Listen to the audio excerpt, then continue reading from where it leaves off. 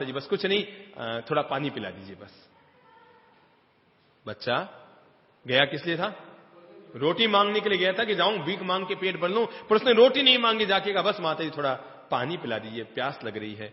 वो महिला, वो सभ्य संस्कारित महिला अंदर गई, आते समय अपने हाथ में एक बड़ी गिलास दूध भर कर लाई। कहा बेटा दूध पी ले, तो मुझे थोड़ा भूखा लग रहा है, आज हमारे घर पर सुबह भोजन था, दूध बचा हुआ है, तो एक गिलास दूध पी ले, एक लोटा दूध पी ले, एक गिलास दूध पी ले। तो बच्चे को भूख तो जोर की लगी थी, वो गटागट पूरा एक गिलास, बड़ी गिलास दूध पी गया। जेब में हाथ डाला ये सोचकर कि इस महिला को इस दूध के बदले में क्या दूं। जब उसने हाथ डाला तो देखा जेब में केवल 10 पैसे का एक सिक्का था। फिर भी उसने उस महिला से पूछा, माता जी इस दूध के बदले में आपको क्या दूं? उस महिला ने कहा, बेटा लेन देन क्या होती है, आदमी का काम होता है कि आदमी के काम आए। आदमी का काम होता है कि आदमी के काम आए। इस धरती पर वे लोग जीते जागते भगवान होते हैं जो औरों के काम आया करते हैं। बेटा मैं तेरे काम आई, तू किसी के काम आना। बच्चा चला गया। कोई 25-30 साल के बाद की घटना, और उस महिला को कैंसर हुआ, बीमार पड़ गई, इलाज कराने के लिए मुंबई लेकर गई। पहले यहां इलाज हुआ, इलाज कराते कराते कराते कराते 4 साल में सारा घर कंगाल हो गया, यहां तक कि घर बेचने की नौबत आ गई। अस्पताल मुंबई लेकर गए। बहुओं ने कहा, माता जी आप चिंता मत कीजिए, हमारे पास गहने हैं, हम गहने बेच देंगे, पर आपकी तबीयत ठीक कर लेंगे। एक बड़ी अस्पताल में महिला को भर्ती किया गया। 3 महीने तक उसका वहां पर इलाज चला। जब वो महिला वहां पहुंची और उसका प्रवेश हुआ वहां पर, उसके फार्म को अस्पताल मालिक डॉक्टर ने देखा, ओह ठीक है, उसने इलाज करना शुरू किया। 3 महीने तक लगातार उसका इलाज हुआ, महिला बिल्कुल ठीक हो गई। जब वे लोग जाने लगे तो अस्पताल से बिल मांगा गया और महिला कांप रही थी, पता नहीं कितना लंबा चौड़ा बिल आएगा, कैसे हम भुगतान करेंगे। बहुओं ने कहा आप चिंता मत करो माता जी, हम गहने बेच देंगे, आप चिंता मत कीजिए। पर वो महिला भीतर भीतर दुखी हो रही थी, हम कैसे चुकाएंगे इतना बिल। और तभी एक व्यक्ति ने आकर उसके हाथ में एक लिफाफा थमाया, ऊपर लिखा था बिल। लिफाफा खोला गया, अंदर एक छोटा सा कागज का टुकड़ा निकला जिसमें 4 लाइनें लिखी हुई थी और लिखा था, माता जी आपने तो अपना हिसाब 25 साल पहले ही कर दिया था। वही एक गिलास दूध वाला बच्चा, वही एक गिलास दूध पीने वाला बच्चा, आपने तो अपना हिसाब 25 साल पहले कर दिया था, मुझे हिसाब करना बाकी था जो मैंने अब 3 महीने में किया है। याद रखो तुम्हारी छोटी सी भलाई एक दिन बड़ी भलाई के रूप में लौट कर आती है।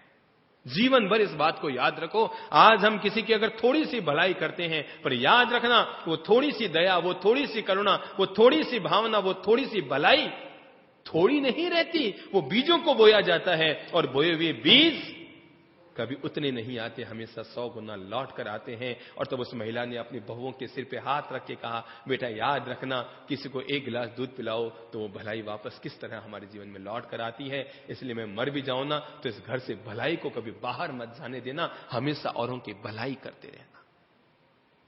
तो ये जो सूत्र है ये हमें यही कहते हैं, जो भोगते संसार को वो कर्म का ही भोग है। संसार को आदमी भोग रहा है, जी रहा है, और ये सब उसके अपने ही किए हुए कर्मों का वापस परिणाम लौट कर आता है। जैसे जैसे व्यक्ति कर्म करता है वैसे वैसे कर्म उसे परिणाम देते हैं। याद रखना कर्म कभी कर्ता का पीछा नहीं छोड़ते हैं, वो लगे रहते हैं उसके पीछे, लगे रहते हैं मुन्ना भाई की तरह उसके पीछे, और उसके पीछे लगे लगे आखिर उसे कर्म का परिणाम जरूर देते हैं और हमेशा 100 गुना देते हैं।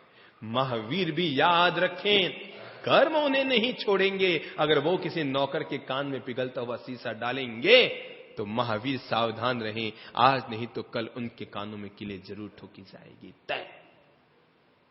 कर्म कर्ता का अनुगमन करता है, पीछा करता है, और आज नहीं तो कल उसे परिणाम जरूर देता है। परिजन हुए बंधन हृदय के, देह आखिर जल गई, धन संपदा के नाम पर माया हमें ही चल गई। परिजन हुए बंधन हृदय के, देह आखिर चल गए। कौन किसका कितना साथ निभाता है, परिवार के लोग शमशान तक, पत्नी घर के मकान तक, घर के दरवाजे तक, परिवार के लोग शमशान तक, लकड़ियां चिता जले तब तक, काया न झुलसे तब तक, उसके बाद तो 2 मुट्ठी राख बनकर जिंदगी खाक हो जाती है। केवल 2 मुट्ठी राख में जिंदगी खत्म हो जाती है। ये सब हृदय के बंधन है। मेरा बच्चा, पत्नी पीहर चली गई, आज में उसकी याद में तड़फ रहा है, तरस रहा है, याद कर रहा है, पति बाहर चले गए, याद आ रही है, बच्चे बाहर हैं, तरस रहे हैं, हम एक दूसरे की यादों में जुड़े हुए, बंधन को बांधे हुए हैं। पर ये सारे परिजन ये हृदय के केवल बंधन है, तुम्हारा अपना कोई नहीं है। याद रखना, तुम्हारा अपना कोई नहीं है, क्योंकि जीव अकेला जाता है और अकेला ही आता है। आना और जाना निरंतर रहा है, कोई यहां पर परमानेंट नहीं है। इसलिए भगवान का नाम अर्जेंट भज लो भाई, अर्जेंट भज लो। कोई परमानेंट नहीं है यहां, सबका आना जाना निरंतर लगा रहता है। यहां पर सबका आना जाना निरंतर लगा। परिजन हुए बंधन हृदय के, ये सारे परिजन, ये सारे परिवार के लोग हृदय के बंधन बनकर रह गए। मेरा मेरा मेरा आदमी बटोरता रहा। 3 बच्चों के लिए तो मकान हो गए, महाराज एक बेटा अभी तक और है, उसके लिए एक नया प्लॉट तो ले लिया है, उसका मकान बना दूं फिर मेरे मन को शांति आए। उसे ये नहीं मालूम वो उसका मकान बनाएगा, उससे पहले ये इसका मकान तो खत्म ही हो जाएगा। हम लोग एक गांव में थे, थानक के सामने एक बड़ा भारी मकान बन रहा था, बच्चे बेंगलोर में रहते थे, वो वहां से पैसे भेज रहे थे, और वो बूढ़ा आदमी सुबह 8 बजे घर के बाहर आता, कुर्सी लगाकर बैठता, शाम को 6 बजे तक आए, यहां लगाओ, मजदूर है कारीगर, अरे वो नहीं आए, वो विलंब से आए, सुबह से सांझ तक यही सिरपच्ची करते जा रहा था। 2 दिन हम वहां थे। दूसरे दिन शाम को मैंने बाबा जी को अपने पास बुलाया, मैंने कहा बाबा जी क्या कर रहे हैं ये, सुबह से सांझ तक हम आए गांव में, हमसे मिलने भी नहीं आए। अरे महाराज अभी मैं मकान बनाने में लगा हूं, बच्चों का मकान बनाना है, बच्चे तो परदेश रहते हैं, पैसे भेज देते हैं, मैं यहां बना रहा हूं। मैंने मन में सोचा बच्चों को इससे ज्यादा मुफ्त का मुनीम कोई नहीं मिल सकता। 2 रोटी सट्टे दिन भर बुढ़ा को सट बाहर बैठा है और ध्यान रखा है मजदूर के 1 पैसा पानी में नहीं चला जाए, थोड़ी सी सीमेंट भी बेकार नीचे नहीं गिर जाए, थोड़ा सा भी नुकसान नहीं हो जाए। वो बुढ़ा को सट बाहर कुर्सी पर बैठा हुआ दिन भर ध्यान रखना है। इतना विश्वसनीय मुनीम नहीं मिल सकता। मुझे लगा कि इसके बच्चों को इतना अच्छा मुनीम मिल गया। और मैंने पूछा बाबा जी दिन भर इसी में लगे रहते हो? कहा महाराज मकान पूरा कराना है, जनवरी में इसका उद्घाटन करवाना है, गृह प्रवेश कराना है, सब परिवार के लोग शादियों में उस समय आएंगे, तो जनवरी में हम इसका उद्घाटन गृह प्रवेश कराएंगे। मेरे मन में आया कि इस बूढ़े बाबा जी को कौन समझाए कि जनवरी में इस मकान का गृह प्रवेश होगा, इससे पहले कहीं ये मकान, ये बूढ़ी काया का मकान, कहीं ये जर्जर मकान गिर ना जाए। और ऐसा ही हुआ। बाबा मरते मरते तक वो मकान में लगा रहा। गृह प्रवेश केवल बच्चे ही कर पाए, उसका प्रवेश तो केवल शमशान में ही हो पाया। परिजन हुए बंधन हृदय के, ये देह आखिर जल गई, धन संपदा के नाम पर माया हमें ही चल गई। आदमी धन धन धन इकट्ठा करता जा रहा है, बटोरता जा रहा है, पर अंततः पता लगा कि उसके हाथ कुछ नहीं लगने वाला। थोड़ा बूढ़ा हुआ, पैसा बच्चों के हाथ लग गया, मकान बच्चों के हाथ लग गया, घर में बच्चों के चलने लग गई। धीरे धीरे तुम्हारी पूंछ कम होने लग गई। अच्छा है वो तुम्हारी पूंछ कम करे, इससे पहले अपनी पूंछ को अंदर डाल लो, ज्यादा अच्छा है मेरे भाई। और ये धन संपदा के नाम पर माया, और बटोर लूं, और वो सिकंदर की तरह है, सारे संसार को जीत कर अंततः आदमी खाली हाथ चला जाता है। सारे संसार की सत्ता, समृद्धि और वैभव को प्राप्त करके अंततः खाली हाथ चला जाता है। हमारे घर के बिल्कुल बगल में एक मकान था। बात तब की है जब मैं 8-9 वर्ष का था। बिल्कुल बगल में एक मकान था। मैं भी माताजी महाराज के साथ संतों के यहां जाया करता था, और ये बातें मैंने बचपन से सुन रखी है, किसी के साथ कुछ जाता नहीं है, केवल मैंने सुन रखी है। क्या आपने नहीं सुन रखी है क्या? पर फिर भी सोचने शायद मेरे साथ चला जाए, और बटोर लूं, शायद मेरे साथ चला जाए, शायद मेरे साथ बाप दादों के साथ ना गया, शायद मैं इकट्ठा करके ले जाऊं। और मैंने देखा वो जो पड़ोस की महिला थी, पापड़ का बिजनेस था उनके, थोड़ी अमीर भी थी, और मैंने देखा कि उनके इधर में 2 दांत सोने के लगे हुए थे। वो सोने का दांत मतलब वो क्या होता है, सोने का झोल लगा के दांत बनाते हैं ना, वो आपने कई महिलाओं के जैसे दांत टूट जाते हैं तो वहां पर सोने का बना करके दांत लगाते थे, पहले महिलाएं लगाते थे। तो मेरे मन में आया, मैंने कहा दुनिया के लोग कहते हैं कि किसी के साथ कुछ जाता नहीं, पर इस बुढ़िया ने व्यवस्था जोरदार कर दी। ये जो 2 दांत है सोने की, ये तो शमशान तक जाएंगे इसके साथ। बाकी तो चूड़ियां बुड़ियां उतार लेते ना वैसे सोने की, क्या करते हैं वैसे, उतार लेते क्या? चूड़ियां के साथ जाती है शमशान में, उतारेंगे सब उतार लेते हैं।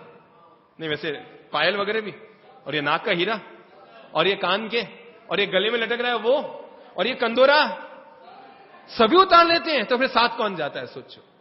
ये तो आप बता रहे हैं कि सब उतार लेते हैं, मैंने तो किसी का उतारे नहीं, मुझे पता नहीं, पर आप ही मुझे बता रहे हैं कि उतार लेते हैं। जो जानते हैं कि उतार लेते हैं फिर भी वो उसमें लिप्त है।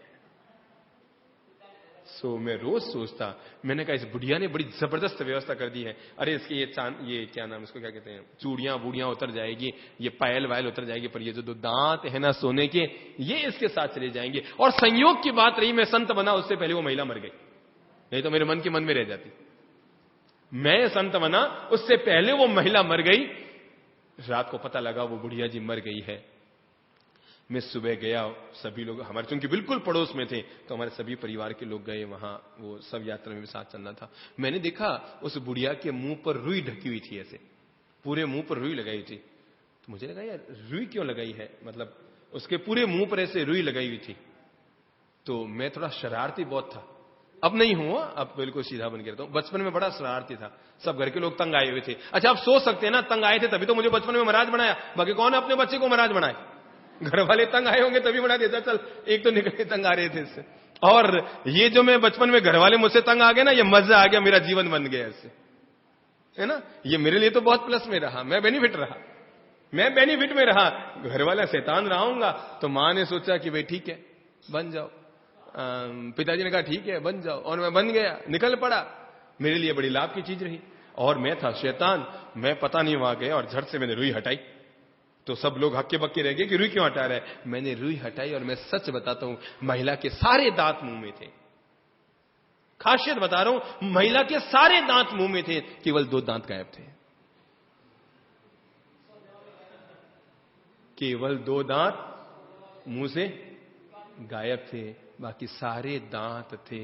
मैं समझ गया घर के लोग ऐसे होते हैं कि दांत में अगर सोने की मेख भी लगी हो तो सोचते हैं इसको निकाल लें, ये भी तो न करते 2,500 की हो जाएगी, 16,000 रुपया तोला सोना है, तो न करते 2 दांत 25,000 के तो हो ही जाएंगे। वो दांत भी, ये तो दांत क्या, अगर तुम्हारी आंत भी सोने की हो तो घर के लोग वो भी निकाल लेंगे, आंत में से भी सोना निकालेंगे। याद रखना, दांत तो बहुत दूर की बात है। अगर पता लग जाए कि आंतों में भी कोई चीज लगी हुई है जो सोने की फिट की हुई है, तो पता ही नहीं लगेगा। पहले सूचना औरों को पीछे जाएगी, पहले